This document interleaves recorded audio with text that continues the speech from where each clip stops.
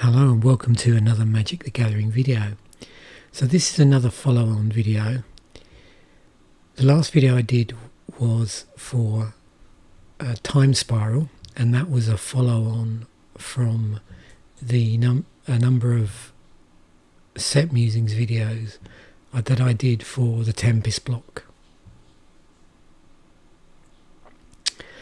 And what you'll start to see is now I've got on to the third one. If you haven't worked it out already, there's a common theme, which is the whole point of these follow-on videos. I think this will probably be the only time I do two follow-on videos from a block. Going forward, starting with Urza Saga, it's just going to be one follow-on video for the block. So whatever underlying themes I notice in the block as a whole for Urza Saga block, I'll then do a follow-on video at the end of all my other videos on Urza Saga block, which explores those themes or theme in another set. And so this being a follow-on video from Tempest Block, the common theme here is slivers.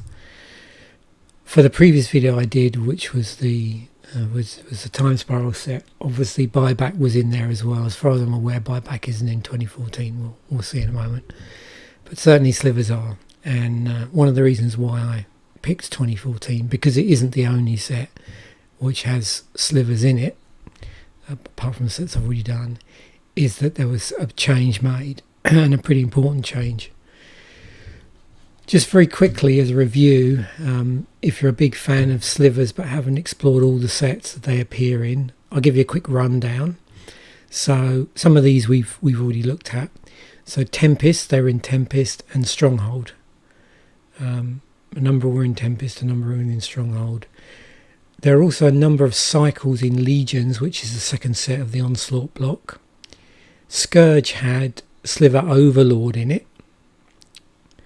Then, as we've seen in Time Spiral, there are a whole load of cycles of slivers in that particular set.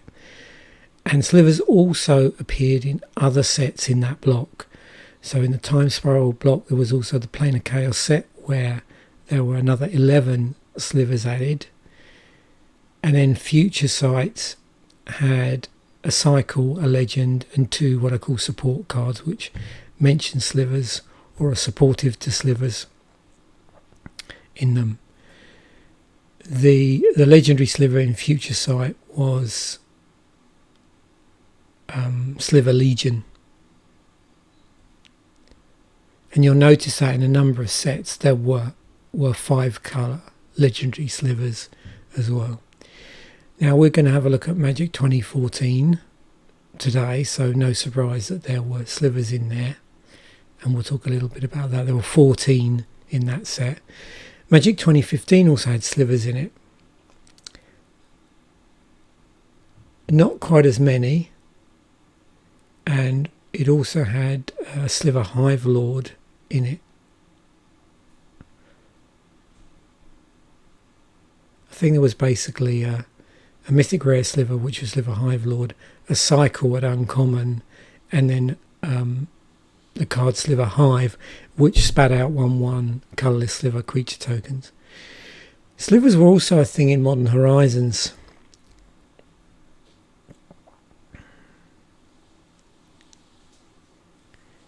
And in there we had a 5 colour legendary sliver, the first sliver.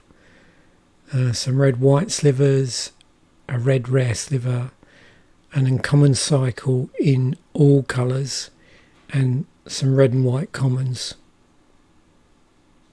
So my understanding was in Modern Horizons, where they had to sort of tie it in to a draft archetype, even though there were, for that cycle there was one of each colour. The sliver archetype was basically white red for there. And there was another appearance of slivers, but it was that remastered set, the recent one, Time Spiral Remastered, which had a selection of slivers, mainly in red, green and white. And also Cloud Shredder Sliver was on the time shifted sheet as well. And we've also seen Sliver tokens crop up in various sets as well. Magic 2014, Magic 2015, and the Time Spiral Remastered, a token as well. Okay, so let's actually get onto the set. So with core sets, so core sets up until, well, the last one to have the old style would have been 10th edition. That's 10th edition with an X, not M10, but 10th edition. The 10th edition had all the cards in it were reprints of earlier sets. From M10 forward, what they did was all the core sets had 50% reprints and 50% new cards. So we're in 2014 or M14, and so that's the case here. So 50% of the cards are going to be reprint, 50% of them are going to be new cards. So just so everybody's sort of clear on that.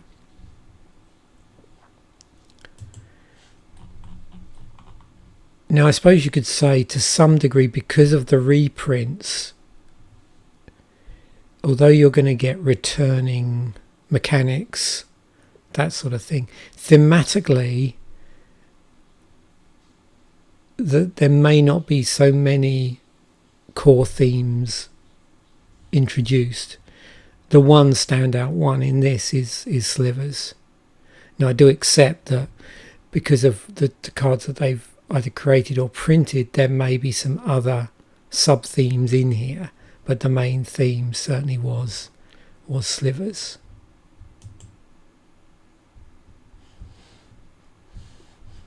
And as I mentioned, in the following year, M20 or M15, that also had some Slivers in it as well.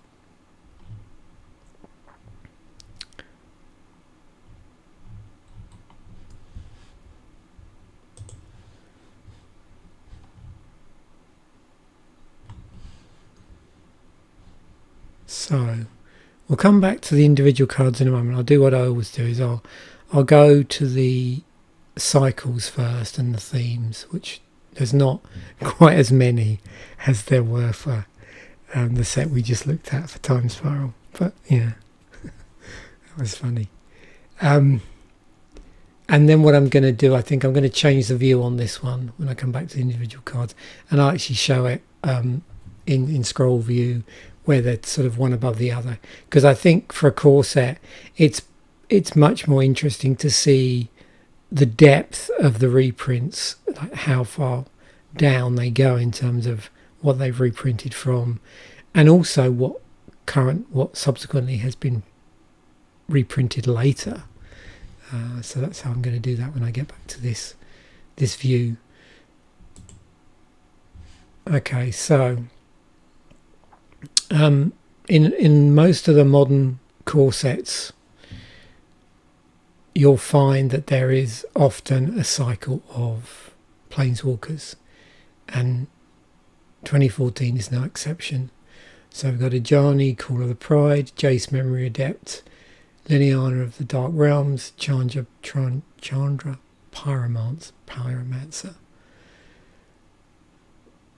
And you can see these all have the same rough template, where you have a +1 ability which ticks up the loyalty counter by 1.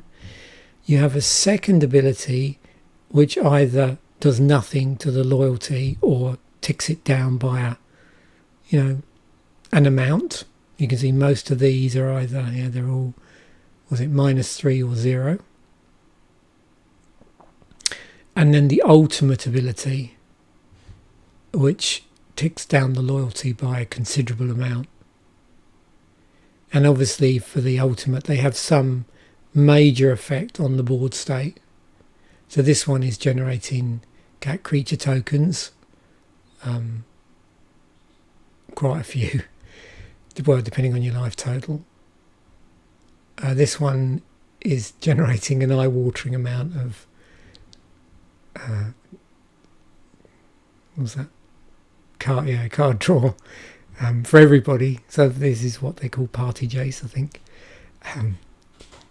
This one here generates an emblem. You'll notice that with quite a few legendary, planeswalkers, that they will have these emblem generation on there as the ultimate token. The ultimate ability. What are we doing here? We're exiling the top 10 cards, choose an instant or sorcery card, exile this way and copy it 3 times. You may cast the copies without paying their mana cost. And what's Garrick up to? You get an emblem, another emblem. Whenever you cast a creature spell, you may search your library for a creature card, put it onto the battlefield, then shuffle your library. So it tutors for creatures. For every time you cast a creature spell. Wow.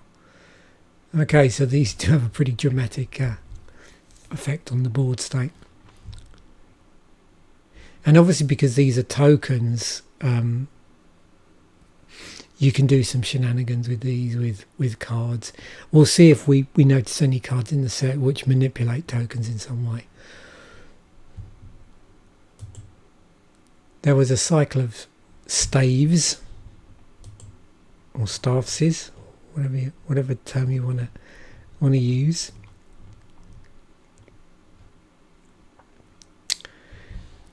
The other thing, actually, while we're on the subject of this was hard to search for, and I think I'll just do it as we're going through the cards. Each of these had a signature spell, so there was a corresponding spell at rare that related to one of the planeswalkers in terms of, I believe, one of their abilities on here. So that just to mark that up.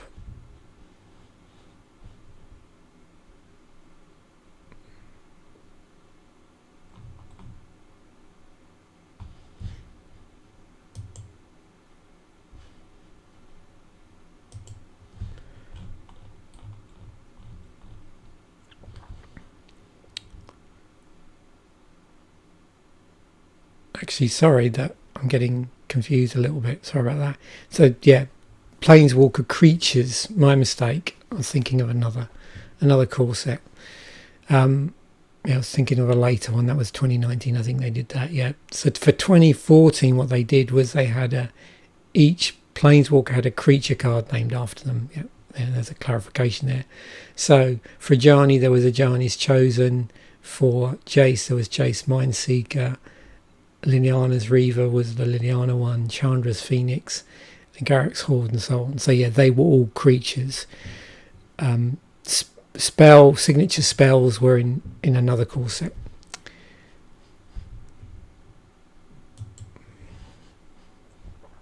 Then we've got some staves, or wizard staves. So each one of these, when you had them in play, they're all 3 to cast. They're all uncommon. So whenever you cast the black one, so whenever you cast a black spell or a swamp enters the battlefield under your control, you gain 1 life. We've seen this in Magic before. These artifacts, 1 for each colour, where when something happens, you gain 1 life for that particular colour of mana.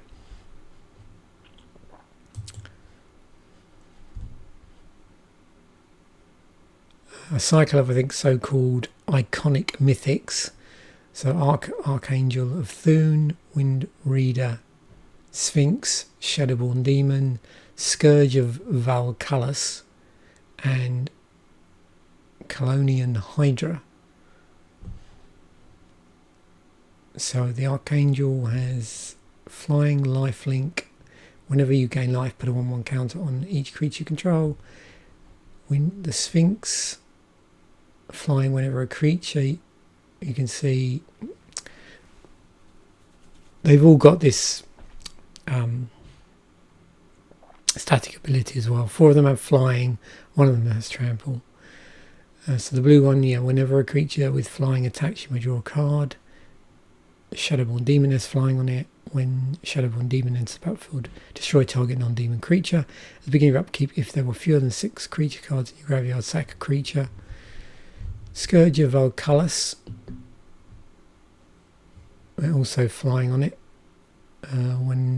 Whenever it or another creature enters, another dragon enters the battlefield under your control, it deals X damage to target creature or player where X is the number of dragons you control. Single red, Scourge of Volculus gets +1/+0 until end of turn. Colonian Hydra enters the battlefield with 4 +1/+1 counters on it. When it attacks, you double the number of 1/1 counters on each creature you control, and it has trample instead of flying because it's in green. You can see all of these have double on colour mana in them, and the casting cost is obviously relatively high. I think the lowest ones are all 5 mana total. This one is 7, and that one's 5 as well. So, yep.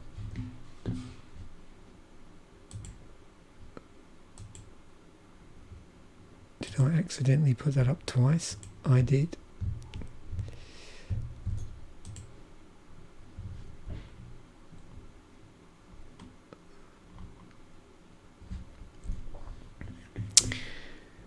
So I think this one I brought up because there's some quite there's some unusual cycles here, or there's certain things which I wanted to show, and it's difficult to do with searches. I couldn't get specific enough. Probably if I'd spent enough time, I probably would have been able to manage it. But I thought this is the easiest way to show you a couple of creature cycles that were important. So I mentioned earlier that the mistake I made. So these signature creatures, planeswalker creatures, this is one of them. This is the white one, Ajani's Chosen. So whenever an enchantment enters the battlefield under your control, put a 2/2 white cat creature token onto the battlefield. If that enchantment is an aura, you may attach it to a token. So let's quickly see how that relates to this. Put a 1/1 counter on up to 1 target creature, white cat creature. So you can see there is a broad similarity there. You're putting 2/2 white cat creature tokens on the battlefield. What does that put on? That puts 2/2s on as well. The other thing is that there were a cycle of rare hate creatures, colour hate creatures. So for Fiendslayer Paladin, and all of this cycle, whatever colour it was in opposition to its enemy colours. So for white, that would be black or red.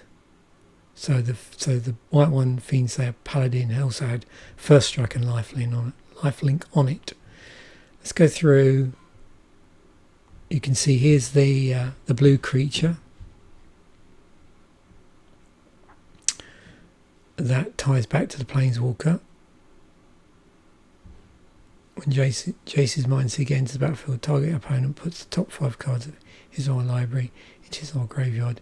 You may cast an instant or sorcery card from among them without paying its mana cost. You'll notice some other things in here which I'm going to skip over. I'll talk about them later. What I'm looking for is the hate creature, which I think is the Tidebinder Mage. Taps down red or green creatures an opponent controls. There's Liliana's creature.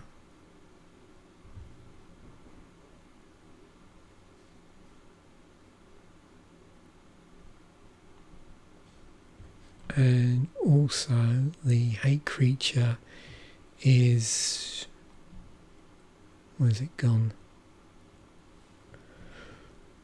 Lifebane Zombie, which has Intimidate, but also when it enters the battlefield, opponent reveals his or her hand, you choose a green or white creature card from it and exile that card.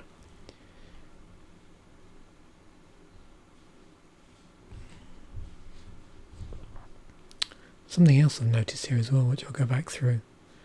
Oh, there's the red one, Chandra's creature, Chandra's Phoenix. That hated on... Oh no, so yeah, there's Chandra's Phoenix, so that's... I'm getting confused here. That's obviously complements an ability that's found on the Planeswalker in some way. And then the hate creature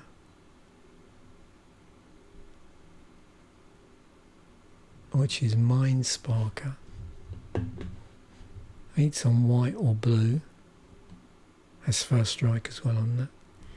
And in green, the Planeswalker signature creature is Garrick's Horde.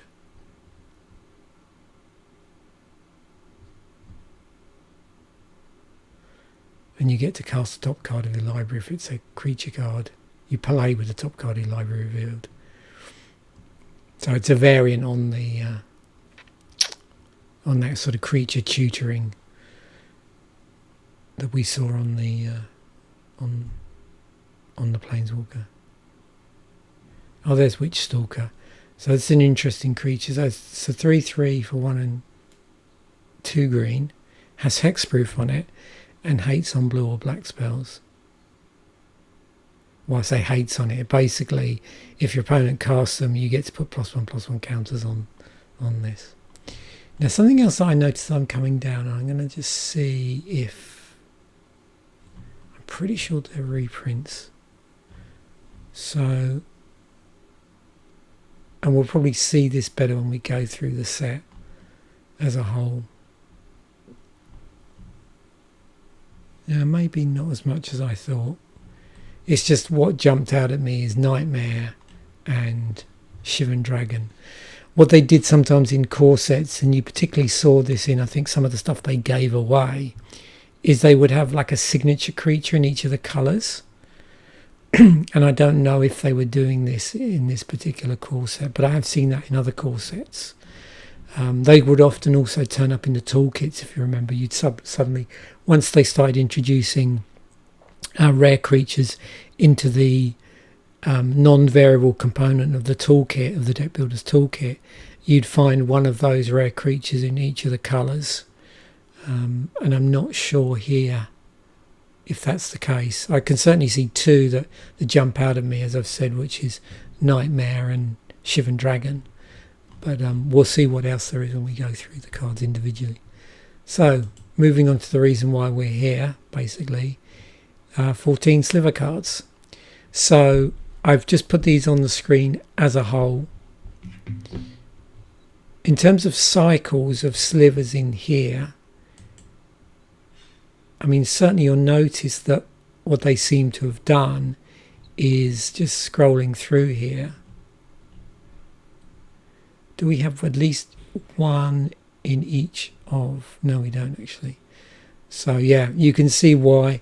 So beyond the rare sliver cycle, so each colour got one rare sliver.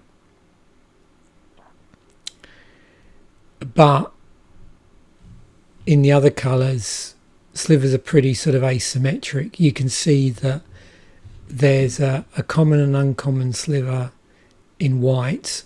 There's nothing apart from the rare in blue, nothing apart from the rare in black. There's 4 slivers in red, 2 uncommons, a common, sorry, 1 uncommon, 2 commons, and the aforementioned rare. And then in green there's also 4, again 2 commons, 1 uncommon, and the previously mentioned rare. And then we also have a sliver construct, which is just an artifact sliver, which has no special abilities on it. But obviously with other slivers in play, it's going to assume their abilities. Now, here's where it gets interesting. So you'll notice the wording on here, the templates for the slivers is slightly different than what we've seen before. So going forward, what they did is they altered Slivers. Now you can go onto the web, and I remember at the time reading different stories as to why this had happened, and other stuff. Obviously those stories tend to get revised over time, where there is a story come out and then later Wizards go, oh no, that's not what happened, and you don't really know, what's right and what's not right, or whether there's been confusion over it. Who knows? And the more I read around it, the more confused I get as to how this came about. But the bottom line in all of this is the way the slivers affect the board in terms of other slivers change. So up to now, prior to M14, slivers affected other slivers across the board. And that was a really nice sort of hive mind effect.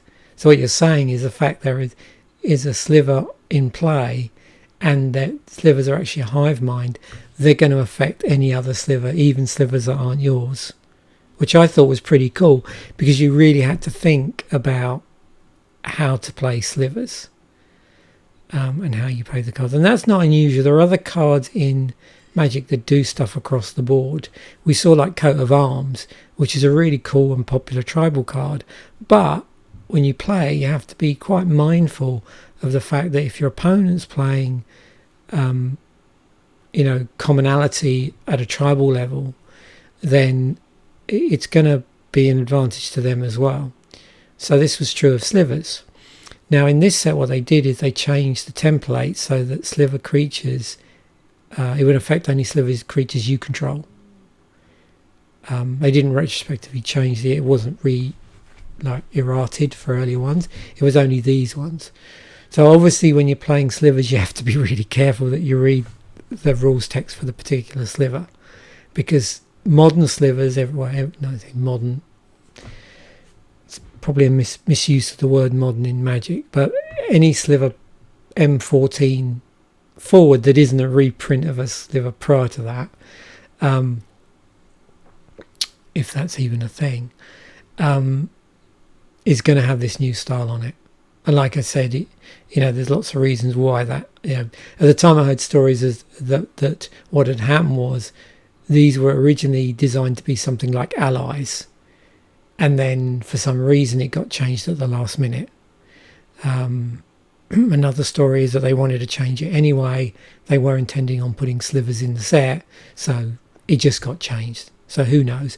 If you know a bit more of the story, as always, I really appreciate it when people comment, because, like anything in Magic, I don't know everything, and there's so many opposing stories flying around.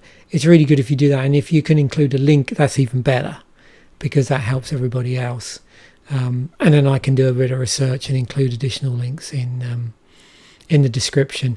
And as I did one of the earlier videos where I said a similar thing, I'm going to retrospectively try and include some articles about slivers, and the different reasons given as to why this got changed. So anyway, there's our friends, our sliver friends, and this wasn't the last time we had slivers, and not the last time we had this new template. As I said, they were going forward now in 2015, and they've been in a couple of other sets since then. This was interesting. So you occasionally see this in Magic. We have a set with combo pieces in it. I don't know how many times this has happened in a core set, but this is an example of a combo pieces in a core set. So, which is the best one to start with? I suppose Festering Newt, because the others in fact they also cross reference one another. There's interesting interactions actually. I don't know if the right word for this, but it's not totally linear, this combo. So let's have a look anyway. So Bog Brew Witch,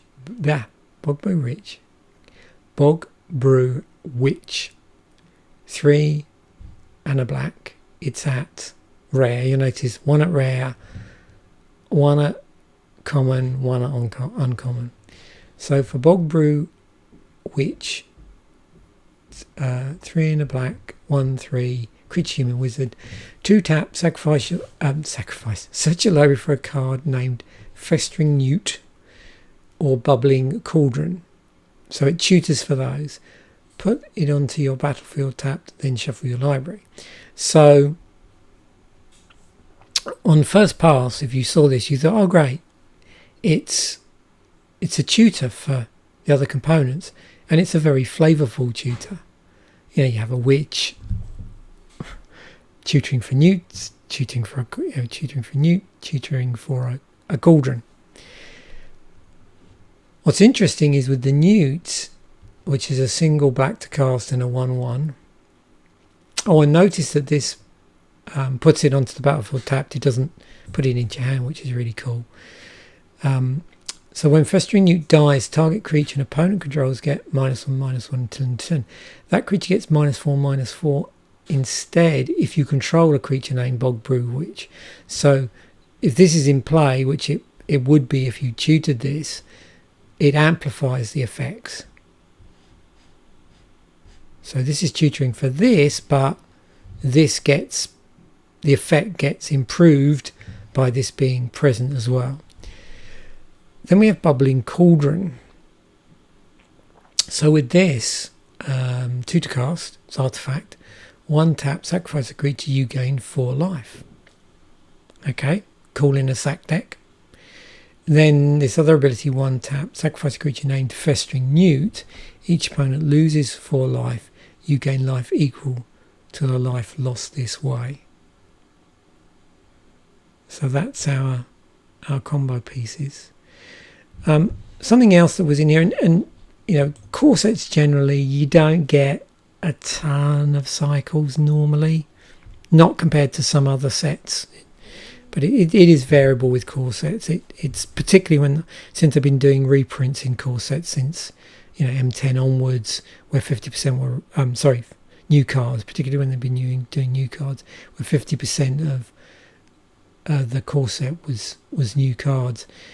There may be a bit more wiggle room there to go with a certain theme, rather than the other route, which was to just assemble your reprints in such a way that it followed a particular theme or mechanic or whatever.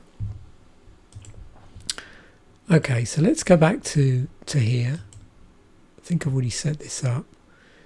So yeah, so what I've got here is, actually, let me go back, my mistake. So that's the price thing. We'll look at that in a moment. I want to just look at the set as a whole. So I think to do that, I'm better off being that it's a core set to do it by full view. So we've already mentioned, and that way you can see straight away, and I don't have to keep clicking and going back for every single thing. So this shows you better what had previously, when it previously printed, in this case Magic 2013, and where it might have been printed going forward. So this hasn't been reprinted currently beyond M14. Ajani's chosen, interestingly enough, cropped up in a couple of Commando products and Jumpstart. Angelic Accord, those are Iconic Masters. Angelic Wall, all over the place. Dates back to Odyssey. Oh, look at the artwork on that. That's really cool. Oh, 10th edition. It's like a foily version of that with a slightly different artwork. And it was everything. Oh look, the portal artwork's really interesting as well. Oh. Archangel of Thune was in Double Masters and Iconic Masters.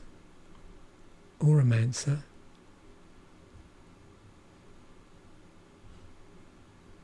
How far back does that go?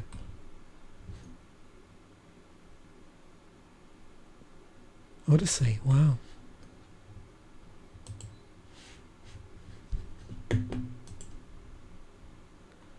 Banish a Priest. been reprinted a few times going forward. Blessing, wow, all over the place. It's a pretty old card. Unlimited, look at that. There's our Sliver, we've already spoken about them. Brave the Elements, that was in Zendikar. Caspian Knight, this is Destiny. Oh, we're going to see that soon. Yeah. It'd be interesting to see in the new border actually. Celestial Flare, reprinted a few times going forwards in a dual decks as well. Charging Griffin in Magic Origins. Congregate. Oh, we'll see that soon again. There's a Saga. A few of the Mystery Booster Masters 25 in the anthology. Must have been in, well, because probably the deck that was in Commander, yeah, it would have been the deck that was in Commander 2011 would have been reprinted here. It was in Plane Chase as well. The original Plane Chase is a super interesting set of decks to look at actually if you get a chance. I think I've unboxed them on the channel at some point. Dawnstrike Paladin.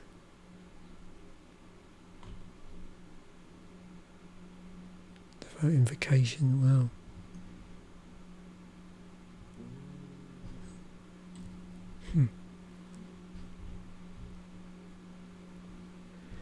Yeah, you can see that's a popular core set reprint.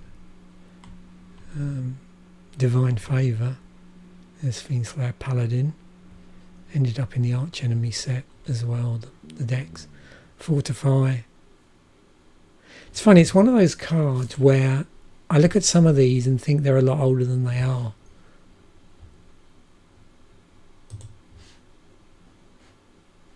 I'm trying to remember when modal cards first appeared actually. There's another popular card for core sets. You'll find that a lot with these. A lot of these get reprinted a lot in core sets. Just flick through these now, otherwise we could be here for hours. Opposing Sovereign, Destructibility. I remember that from M10. It's an enchantment you could put on a permanent. Master of Diversions, only been printed once. Oh, our old friend Pacifism. So this has been reprinted multiple times in a lot of core sets and obviously in other sets as well. Other non-core sets. Before it started emerging in core sets, you can see it was printed quite regularly in the non-core sets. So there's a copy from Mirage, copy from Tempest, copy from Urza's Saga. I don't know what that is. Oh, is that anthologies? That must be that anthology set then. Would that be Battle Royale maybe? And look there again in Onslaught.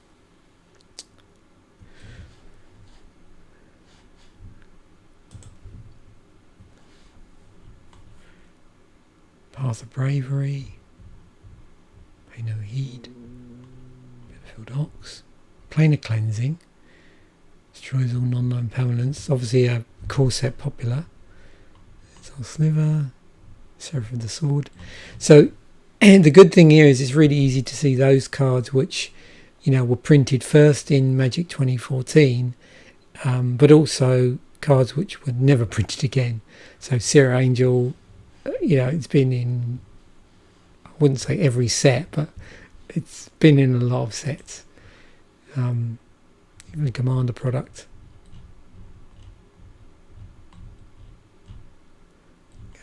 And goes way back.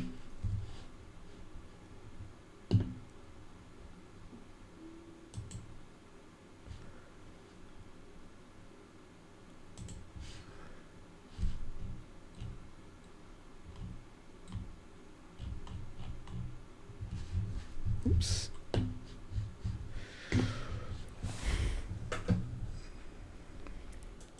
I've got a naughty mouse.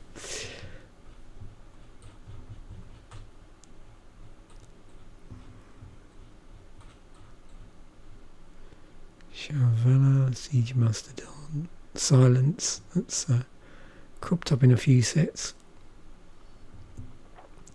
Solemn Offering. You can see a lot of these do just tend to crop up just in the core sets. It's obviously good cards to have there sort of in the background for standard. And then other things like this which have never been reprinted were just, created for Magic 2014 and that's it. Suntail Hawk, that's been reprinted numerous times in various core sets.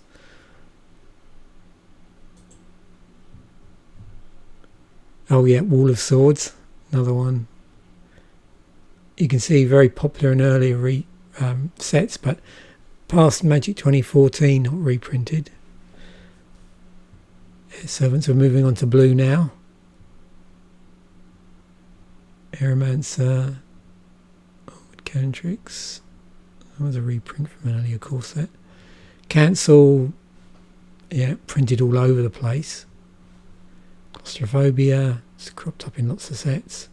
Clone, another one that's been reprinted a lot, particularly again in core sets, although it started out live in, well, I say started out live, would have been in original Magic, if you like, and then this is one non-core set it was printed in, but generally a course common appearance in core sets.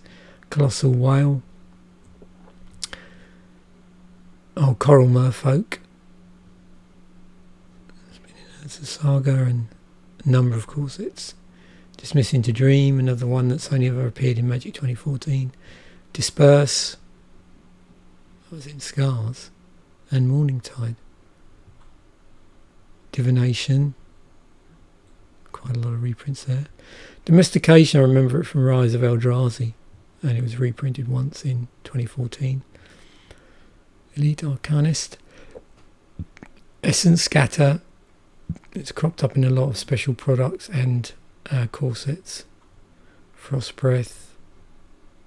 There's another Sliver.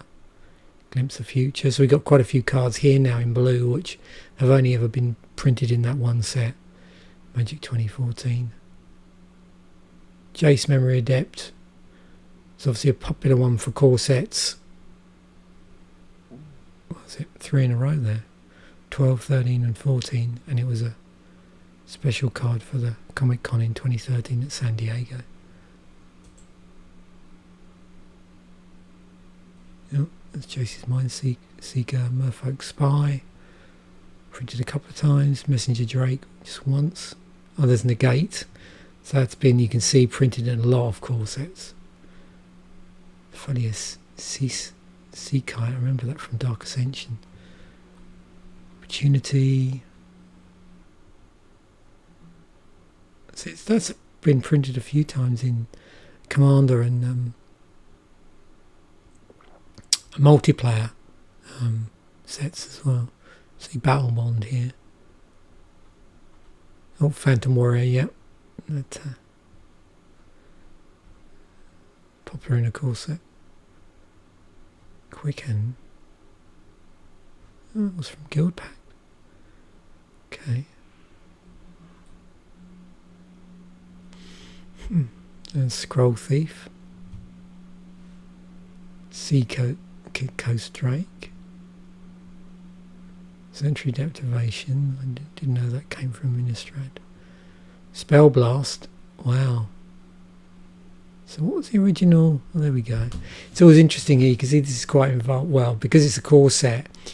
That's the other thing with core sets. Often in the rules text area, there'll be often a bit more of an explanation in here. So counter target spell with converted mana cost X is expanded to include this. For example, if that spell's mana cost is 3 into blue, X is 5. Well, you can see that's an early Magic card. Tidebinder Mage. Time Ebb. That was in a number of starter products. But target creature on top of his owner's library is a bounce spell. There's been similar cards in Magic's history that do that actually. Tome Scour. I did know that's a popular one for reprinting in that sort of period. up to Magic 2014. Train Condor. Traumatise. Harkens back to Odyssey, but been reprinted several times in core sets. All of Frost. Another one that appears a lot in core sets and aggregate sets. Ordre Vivos Isle. All over the place. Cropped up in Commander Legends.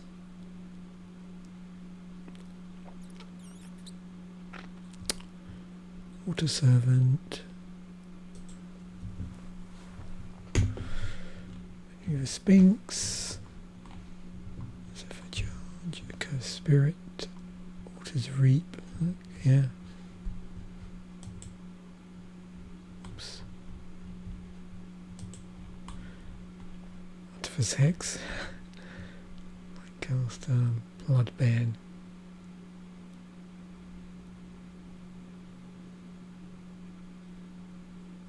Didn't get printed in one other product and the anthology, because they must have included the deck. Did they ever put this? So they did stick this in an Iconic Masters and Jumpstart. Oh, Child of Night.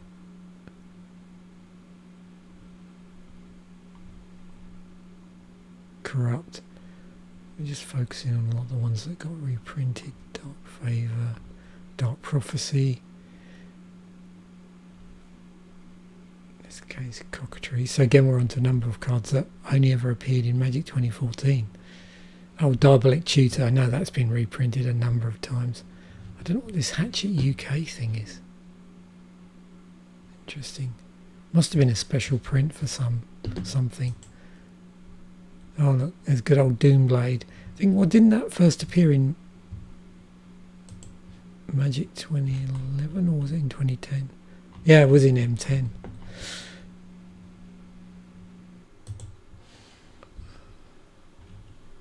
Duress been reprinted a ton of times.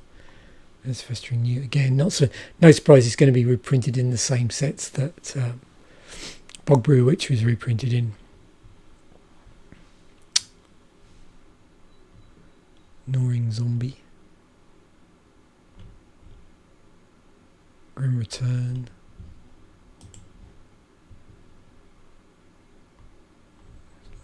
Liliana, we've seen that. Liliana's Reaver. Liturgy of Blood. Mark of the Vampire. Oh yeah, Mind Rot. Loads of core set reprints. Minotaur Abomination. Nightmare. Yeah, this is an old card, I think. Yeah. I love the original artwork on that.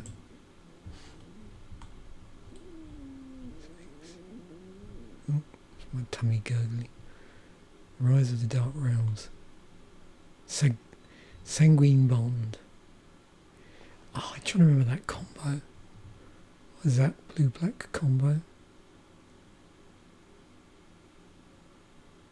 Oh no, so I'm thinking of something else, sorry. My mind wandered there. Whenever you gain life, target opponent loses that much life. So I'm thinking of there's a mill card that I'm thinking of, actually.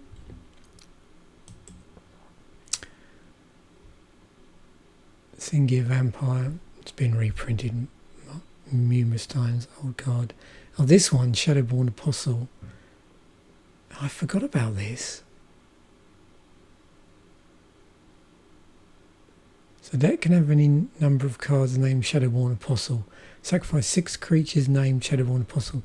Search your library for a demon creature card. Put it into the battlefield, then shuffle. I'd completely forgotten about that, actually. That only ever turned up in Magic 2014. You get a few cards in Magic's history that will have this override rule on them, which says, you can play any number of cards named this. Doesn't happen very often. Oh, and there's a demon, Shadowborn Demon.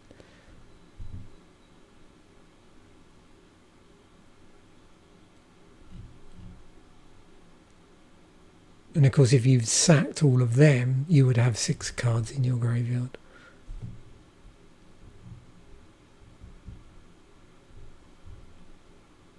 Sorry, what am I saying? If you sacked all of them, you would, yeah, if you have fewer than 6, so yeah, you'd be okay. You'd have 6 or more cards in your graveyard. Shrivel, Siphon Sliver, Tenacious Dead, Undead Minotaur, Vampire Warlord.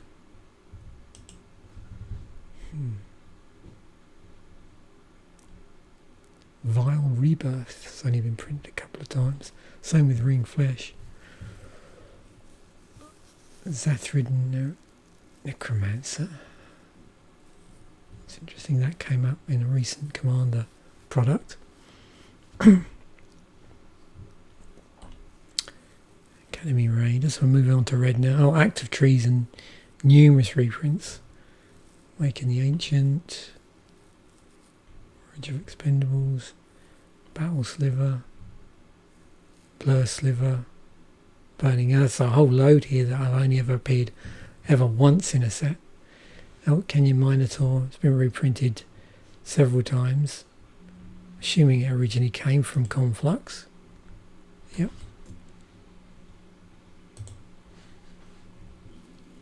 Chandra's been reprinted a few times. There's obviously these special Comic-Con ones as well. Chandra's Outrage, you can see there. Popper in Corsets and other aggregate things. Chandra's Outrage, Chandra's Phoenix, Cyclops Tyrant, Demolish, which destroys artifacts or lands. That's been reprinted a numerous set times. That's been around for quite a while. I wonder how far that goes back. So the first time it appeared would be in Odyssey.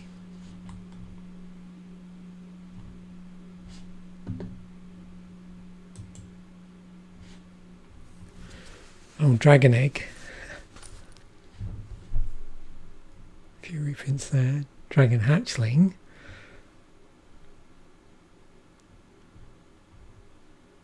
Flames of the Fire Red. Flesh Pulper Giant.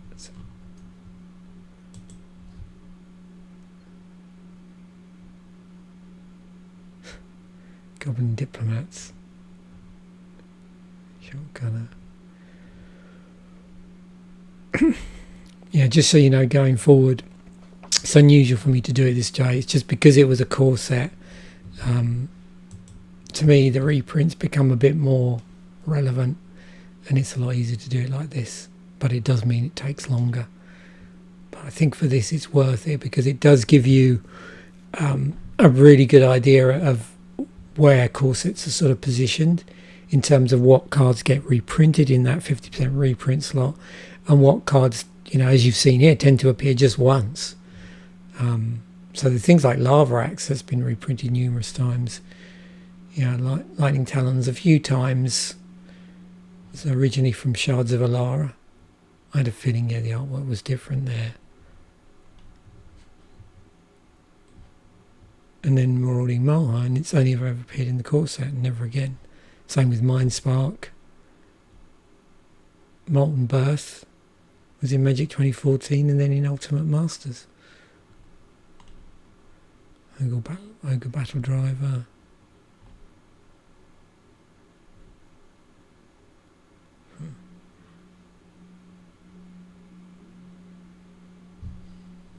I remember these promos. Pitchburn Devils. Yeah, Regathian Firecart, another one that's only ever appeared in this particular set. Scourge of Alcalis. We looked at that earlier. That was that cycle of mythics in the set. So cropped up in a Commander product. Had a feeling that it would do when we saw it originally. I thought, well, I bet this has been printed in Commander at some point, and it had, and also in Iconic Masters, interesting enough. Although, you know, it's funny because when I think of what's in Iconic Masters, and it's only ever appeared in like one set originally, you know, it's a little bit amusing. Seismic Stomp. I could understand if it was like a really early set or something. Shiv's Embrace. Because how much is that? I suppose. Well, it is a mythic. Oh, Shivan Dragon. That was the one that sort of flagged me up when I saw it. That and Nightmare, to think that they were maybe doing something rare in all the colours, but no, this is just a couple of ones they must have picked for the set that were old cards. Oh, there's Shock. Wow, that's been kicking around for quite a while. Look at that. Stronghold, we would have seen that.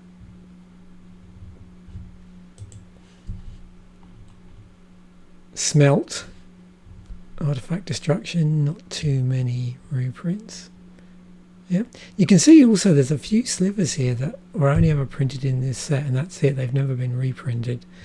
And I suppose that to some degree is the case with slivers. I've noticed as I've been going through these, I don't think generally slivers have been reprinted that many times. I'm assuming because outside of Sliver Tribal, there's no real need for the cards. There's no demand. So yeah. Thunderstrike, Volcanic Geyser. So we'll be on to our green. There's Wild Guess. I remember that card from 2013. Wild Ricochet. And these are always interesting, these instants that redirect spells. There's quite a few variations of these that have cropped up over the years. You can see this one's been reprinted a few times since its original inclusion in Lorwyn, and obviously popular in Commander. Young Pyromancer. This is the first set that it cropped up in, and it was then reprinted several times, mainly in, special product, whatever you want to call it, be it non-standard core sets or special decks. Advocate of the Beast. Interesting.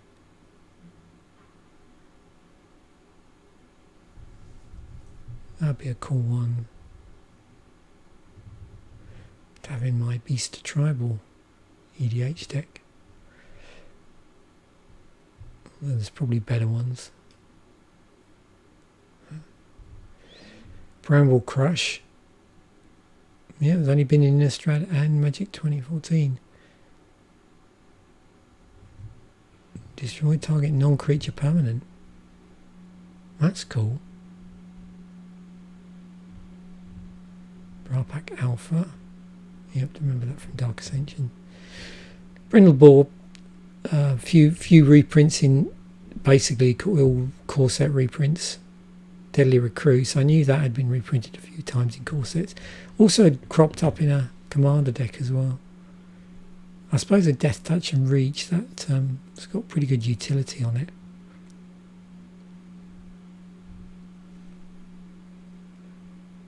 That raises an interesting question.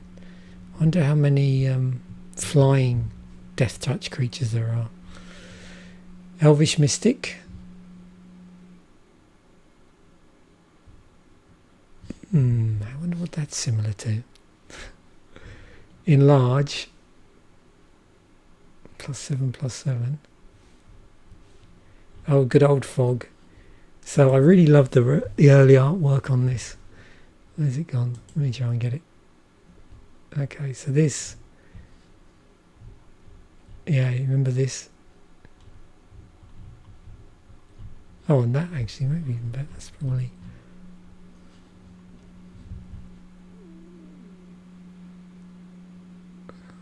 That's Mirage. Pretty interesting variations over the years. So that in some ways harkens back to that first artwork in some way. So what's the most... I'm just trying to work this out. So you could get a 4th edition card. I haven't looked at the prices on these. So just out of... What would be an original alpha print of Fog be worth? $90. So yeah, it is $1.74, $1.74 in unlimited. There you go. You could have a foreign black border one.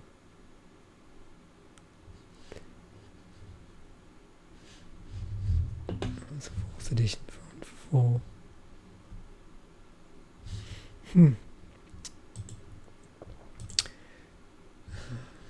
Oh, it's Garrick. Again with these, yeah, another one that's it's just cropped up in the special print. There's Garrick's Horde. It's been reprinted a few times in Magic's history. The good thing in here is you know it's related in name only, so there's no synergy in this, so it's not a problem if you just reprint this without reprinting Garrick. It just basically mimics in some way an ability on the Planeswalker. It's a homage to an ability. Giant Growth, yeah, this is. I always loved some of the reprints of this. The nice thing with the card that gets reprinted a ton of times across multiple sets, both regular sets and core sets. So you know, a lot of the time they might keep that core set look, but they can then thematically change the artwork based on, say, like if it's included in like a non-core set that isn't a special set. So Return to Ravnica, you know, like play around with the artwork. But some of the original artwork always makes me chuckle. Brings a smile to my face. It's funny, I'm trying to think of the first old artwork I saw of this. It probably would have been Ice Age, because that would have been the first of the older stuff that I opened. Although I'm trying to work out, and that did appear in 4th edition, I think. Yeah, I'm trying to remember if I opened 4th edition cards before I opened Ice Age. It's difficult to remember. Oh, good old Giant Spider. Now this was one of the ones that some of these, in terms of core set reprints, had like been reprinted numerous times. I think the one I'm thinking of, I think it is Giant Spider I'm thinking of, that just kept getting reprinted in all the core sets, and then finally, I think it was the last time it was there was a sort of, I know it was so much an unbroken line for a period of time, and by the looks of it, it was up to M12. Glade Cover Scout.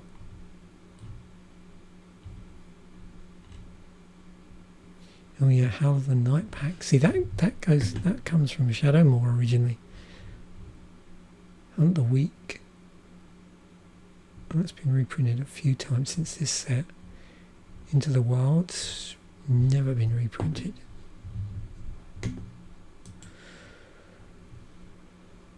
Oh, there's our old friend Kalanian Hydra, Kalanian Tusker, 14 only. Lay of the Land.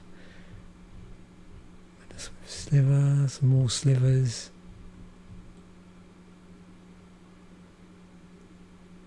So they have turned up as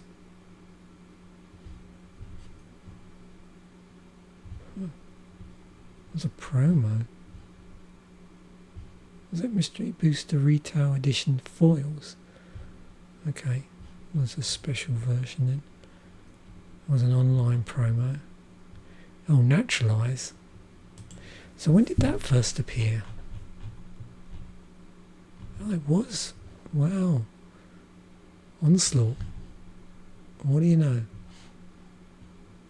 It's interesting artwork. They ever reused that? Not really. It's nothing similar. Another card where they played around quite a bit with the artwork, based on, you know, where they printed in. This is the Ancient Wood. Plummet's cropped up a ton of times. When was that from? So they did put it in the Arch Enemy set.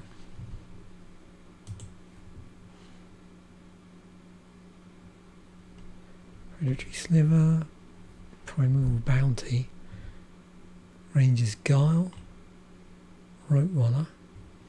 So that comes from Tempest, Rumbling Bailoff. Savaging Summoning. So Scavenging Ooze ended up getting, I think, reprinted quite a few times. Ultimately, it was in the Commander product and in M14.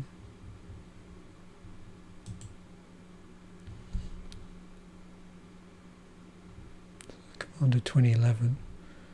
Spore Mound. Oh, there's Trollhide. Vastwood Hydra. Verdant Haven from Gatecrash. Voracious Worm. Magic 2014 only. For your Worm Tribal. Windstorm.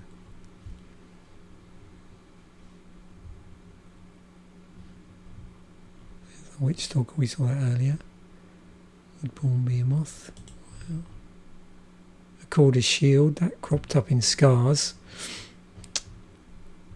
Oh, Bubbling Cauldron, Darksteel Forge. So originally from Darksteel, not reprinted a ton of times either. So that would have been just a rare in Darksteel. It was in the Planechase product. Darksteel Ingot, I did know that had been reprinted quite a few times in Commander. It's ended up in a load of the Commander decks, originally from Darksteel. Surprise, surprise, giveaway by the name. Door of Destinies was originally from Morningtide. You can see it's on the pricier side of things. And it's been printed in Commander for obvious reasons. Elixir of Immortality. Now I remember this, was it from Magic 2011? Yeah, M11 only.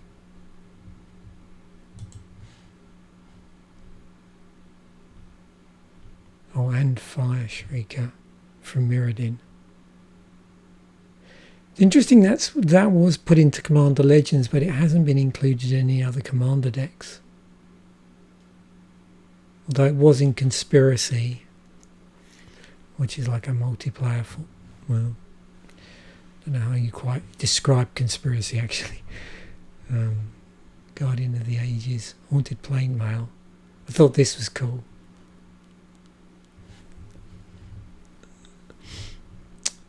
Millstone. It's a bit of a classic. There you go. Oh, of course. Antiquities. How much is an Antiquities Millstone?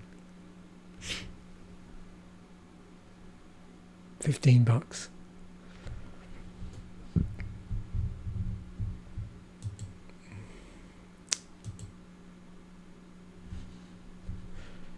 Okay. Pyromancer's Gauntlet. Okay.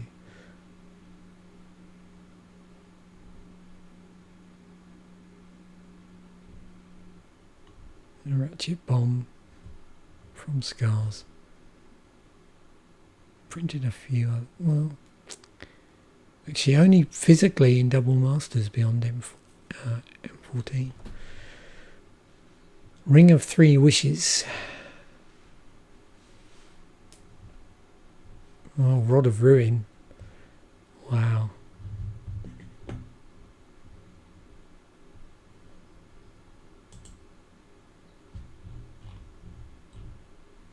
There you go.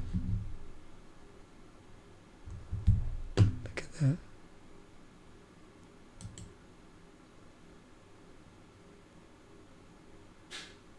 $50 for an original Rod of Ruin. See, it's been in the core set a lot. Sliver Construct. Oh, these. Yeah, staves.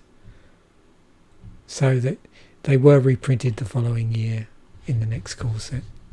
The other thing I think I've mentioned with core sets as well is that Now, apart from that gap we had in corsets, where corsets went away for a while, from M10 onwards, they started doing corsets every year. Prior to that, corsets had been every 2 years. A Strionic resonator. Ended up in Masters 25 and a Commander product, so I'm not surprised to do this. Oh, good old trading post. Yeah, a few appearances in Commander. And originally from the previous corset, M13, Vial of Poison. So moving on to our land, we had Encroaching Wastes, adding 1 to your mana pool. Did crop up in Commander Legends, that one. And then 4 tap, sacrifice, Encroaching Wastes, destroy target non-land, non-basic land. Mutavault. So this year was in Morningtide. 1 to your mana pool, and it became a 2/2 creature for 1. Shimmering Grotto has been reprinted numerous times. Interesting filter land. So it taps for colourless, and then for 1 you tap it, and then you add 1 mana of any colour to your mana pool. So you can see it's come up here and there in sets where you needed mana fixing. I think it's always been printed at uncommon, I'm not sure. Oh, actually, no, saying that, it was printed at common in Lorwyn and in Innistrad, so good way in draft of getting some colour fixing if you're wanting to play a multicolour deck. And then we've got the artwork. So a lot of these, I'm never sure with the corsets. A lot of these are reprints of artwork from earlier sets. Some of these I don't recognise.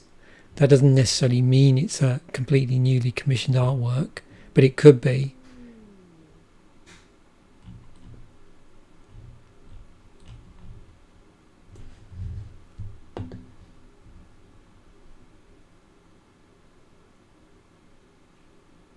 Interesting. Swamps by the same artists. Okay. There's some cool suggestions there for searches, actually.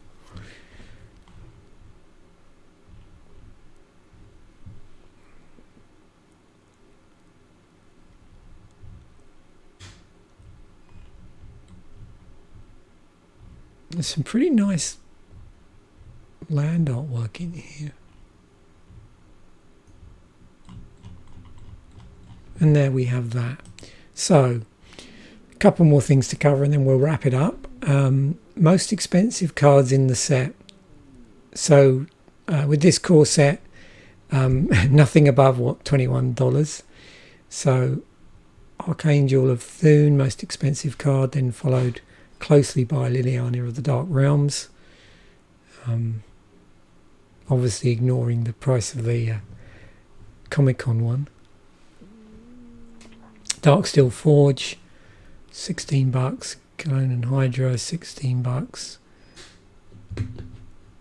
That's 15 for that one. Rise of the Dark Realms, 11. Garruk, 12.21. Oh, sorry, 12.77 in this particular version. Gale Rider Sliver. Well, no surprise. Sliver creatures you control have flying. So obviously popular in Sliver decks, enough for it to be above $10. And then Mutavault just drops below the $10 threshold. So another one that's not been reprinted a ton. The original's slightly more expensive than Morningtide one. I think the artwork's the same though.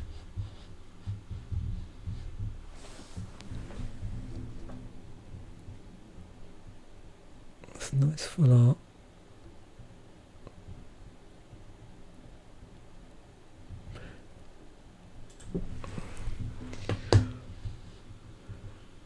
And then we have the EDH All-Stars. Negate, Elvish Mystic, Diabolic Shooter, Darksteel Ingot, Archimancer, Strionic Resonator, Silence, Elixir of Immortality, Scavenging Ooze, and Sanguine Bond. So yeah, no surprises here. Negate particularly. I think we looked there and that had just been reprinted a ton of times in the core sets.